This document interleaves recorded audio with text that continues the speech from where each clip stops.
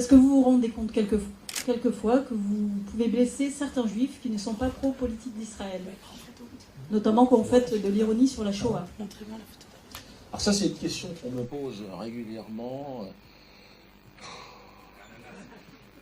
C'est-à-dire, est-ce que cette personne, quand elle est allée voir Casse Départ, est-ce qu'elle s'est intéressée de savoir si elle choquait les descendants d'esclaves qui, pendant 400 ans, ont dû subir ce traitement particulier qu'est l'esclavage, le viol des femmes? Est-ce que cette personne qui vient m'emmerder avec cette question, en fait, s'intéresse aux autres peuples?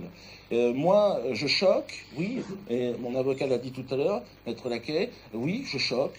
Oui, je suis peut-être pas toujours de mauvais goût, enfin de bon goût pour certains, mais je fais rire certaines personnes. On ne peut pas faire rire tout le monde en même temps. Je trouve que ça étonnant qu'on vienne me reprocher d'avoir choqué des gens. Ah oui, c'est mon métier. Un humoriste, il choque, hein, il dérange. Alors évidemment, je ne veux pas manquer de respect à cette personne, mais je trouve qu'elle est centrée sur elle-même, qu'elle ne réfléchit pas à ce qu'elle raconte. Moi, je suis choqué. J'ai grandi avec des sketchs sur les Noirs où le mec se grattait sous les aisselles en disant c'est pas c'est pas des narines, ce sont mes lunettes. Qu'est-ce que c'est que ces histoires d'être choqué On a eu le droit à tout ce qui existe dans l'infamie. Bon, mais pourquoi pas? Tout cela, on a le droit de rigoler, on a le droit de rire du pape, on a le droit de faire des caricatures sur le prophète. Est-ce que cette personne, elle est gênée des caricatures sur le prophète? Non, ça ne la dérange pas. Et c'est bizarre qu'il s'agit toujours de cette sainte Shoah qui serait devenue une nouvelle religion où chacun devrait se soumettre. Non, madame, je n'ai pas à me soumettre à vos histoires de Shoah. C'est chacun ses histoires. Je respecte votre souffrance dans la mesure où ça n'empiète pas sur ma liberté d'expression. Et quelque part, je m'en fous complètement de vous choquer, madame. Et entendez-le, parce que je suis choqué par votre question. Je suis choqué tous les jours, moi aussi. Donc laissez-moi tranquille, lâchez-moi les baskets, et moi je vous lâcherai les vôtres.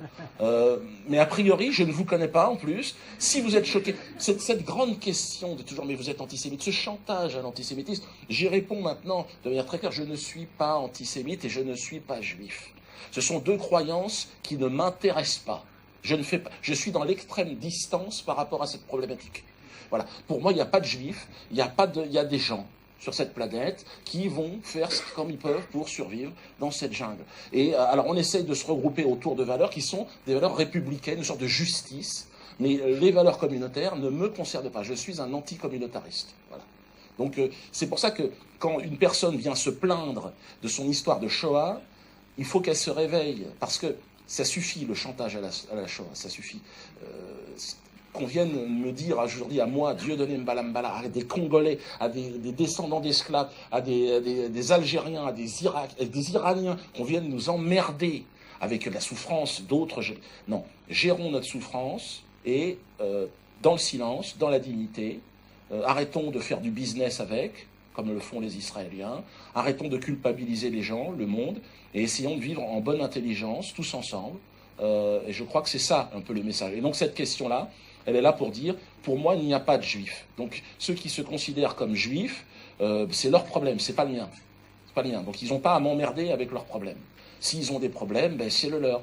Bon, juif, c'est une croyance au départ. Alors maintenant, certains prétendent que c'est un peuple, c'est une race. Bon, j'ai un juif qui me disait, bonjour, mais je suis juif comme tu es noir. Oh merde, qu'est-ce que c'est que cette histoire? Ça fera l'objet peut-être de la prochaine conférence. Voilà, on pourra en discuter. Voilà. En tout cas, voilà.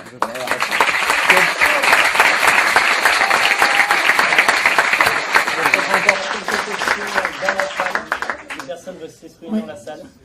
Les élections, là, ceux qui vont voter pour moi vont rigoler. Croyez-moi, on va porter le rire jusqu'au sommet. Jusqu'au sommet qui, à mon avis, ne vaut rien du tout. Ça vaut rien. Moi, je vaux rien, mais alors eux, c'est-à-dire que moi, je vaux une chose, je crois, c'est je suis attaché à la vérité parce que je sais que c'est la vérité qui fait rire. Donc, je suis attaché à la vérité par le rire. Parce que aujourd'hui, dire la vérité, la dire, tout ça, ça fait rire les gens. Je dis, tu dis la vérité? C'est la vérité, crétin. C'est ça. C'est terrible ce que je suis en train de dire, mais nous sommes complètement cons. C'est-à-dire que nous sommes devenus complètement stupides. Et le fait même de voir la vérité en face, de voir les choses normalement, ça nous fait, on n'y croit pas. On se dit c'est impossible. Et donc il faut que ça soit un humoriste, dans un premier temps, qui déblaye un peu le terrain. Puis après, je sais pas, pour ça, pour répondre à votre question, est-ce que ce sera un parti politique?